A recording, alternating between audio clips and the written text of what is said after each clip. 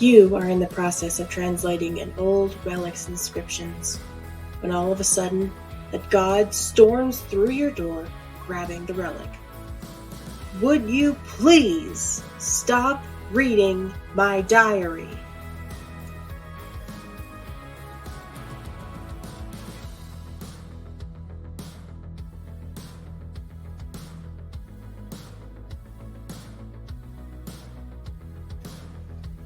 Oh, so it's yours. No wonder the handwriting is so familiar. Then why did you not recognize it earlier? Then why did you leave it at the back of my headquarters garden in the first place? I shot back with annoyance. Now my boss handed me this relic to translate for the whole team and ruined my vacation. You could have just declined. I'm sorry if it isn't my job for a living. I glared at him. I can't risk losing my paycheck for this month, you know. The god snarled, baring his sharp teeth out. Watch your mouth, mortal. I can strike you down right at this moment. Very threatening of you, my lord. I bent down to collect some of my equipment that are scattered on the ground due to the blowing wind that came along with the god, while reminding him. It is inappropriate for you to punish a mortal who isn't a worshipper of your pantheon. You know that, right? The god knows this is true, a truth which he's very displeased with.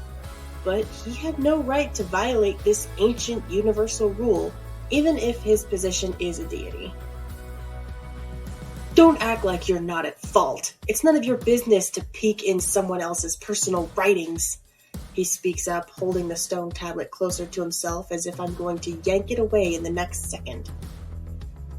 As a senior excavator, I thought I've seen everything. But it turns out I will only get surprised every time.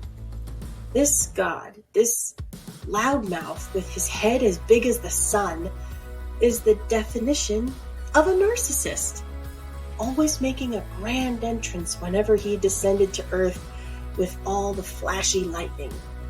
So never in a million years would I thought I'd see such an arrogant god keep a diary for himself, written about all his, I can't believe I'm using this word, insecurity. I placed my belongings back where they should be before turning back to him. Fine, but then what am I going to submit to my boss? A blank paper? You can have this. The god extended his free hand toward me, summoning with a burst of fire another relic that looked exactly the same as the previous. Oh, wow! My eyes are wide open as I take the tablet from him. Whose diary is this? Not a diary this time, he told me with a prideful smirk. It's a carnival hymn dedicated to me, composed by one of the greatest poets and philosophers of his time, who is also my priest. Of course it's a hymn about you and all your glory.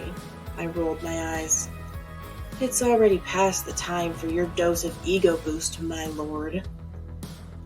So you're going to translate it, or what? Yes, sir. I'm doing it now.